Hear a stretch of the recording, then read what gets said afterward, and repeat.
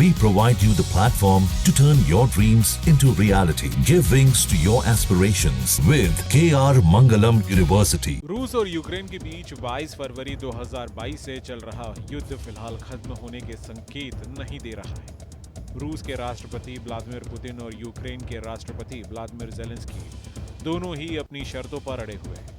इस बीच अमेरिकी राष्ट्रपति डोनाल्ड ट्रंप ने बार बार युद्ध को जल्दी खत्म करने का दावा तो कर दिया, लेकिन अब तक उन्हें कोई सफलता मिलती तो दिखाई नहीं दे रही। ट्रंप ने अपने चुनाव अभियान के दौरान 2024 के भीतर युद्ध समाप्त करने का दावा किया था, लेकिन पदभार ग्रहण करने के बाद उनकी तेवर में नरमी आ गई। युद्ध को लेकर उनकी कोशिशों में बड़ा झटका तब लगा जब उनके विशेष दूत स्टीव विटकॉफ ने साफ कहा कि इस साल भी रूस और यूक्रेन के बीच युद्ध बंद होने की संभावना नहीं दिख रही। विटकॉफ के इस बयान ने ट्रंप के शांति प्रयासों पर सवाल खड़े कर दिए हैं। डोनाल्ड ट्रंप लगातार रूस और यूक्रेन को युद्ध रोकने के लिए धमकी दे रहे हैं, लेकिन इन धमकियों का दोनों देशों पर कोई असर नहीं हुआ।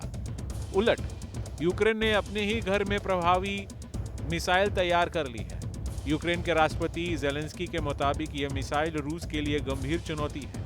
दूसरी तरफ रूस लगातार यूक्रेन पर हमला कर रहा है और खासकर डोनबास क्षेत्र पर कब्जा जमाने की कोशिश में लगा हुआ है। रूस ने मिसाइल और ड्रोन हमलों के जरिए यूक्रेन को लगातार निशाना बनाया। बातचीत के प्रयास भी जमीनी हकीकत से अलग रहे। रूस के विदेश मंत्री सर्गेई लावरोव का कहना है कि ज़ेलेंस्की की बातचीत करने की क्षमता नहीं।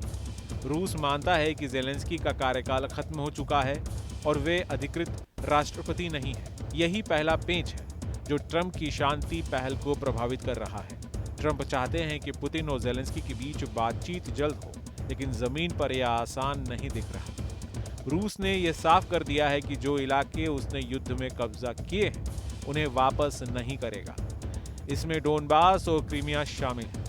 रूस चाहता है कि क्रीमिया को आधिकारिक मान्यता दी जाए और साथ ही यूक्रेन नाटो में शामिल ना हो। अमेरिका ने इस मांग को पूरी तरह स्वीकार नहीं किया, लेकिन यूक्रेन को सुरक्षा गारंटी देने की घोषणा जरूर कर दी। यह एक और पेंच है जो शांति प्रयासों को जटिल बना रहा है।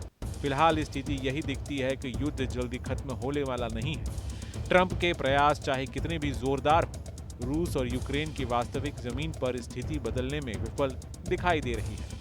पुतिन और ज़ेलेंस्की दोनों ही अपनी शर्तों से पीछे हटने को तैयार नहीं है। यूक्रेन अपने मिसाइल ताकत और सुरक्षा गारंटी पर भरोसा रख रहा है, तो रूस अपने कब्जे और भू राजनीतिक मांगों पर अड़ा हुआ है। इस बीच दुनिया देख रही है कि डोनाल्ड ट्रंप के शांति मिशन के बावजूद युद्ध की दीवारें इतनी आसानी से नहीं टूट रही हैं। रूस यूक्रेन संघर्ष फिलहाल ऐसे ही जारी रहने की संभावना जताई जा रही है और बातचीत में जितनी भी कोशिशें हों, उन्हें अभी कई बड़े राजनीतिक और रणनीतिक पेंचों का सामना करना पड़ सकता है।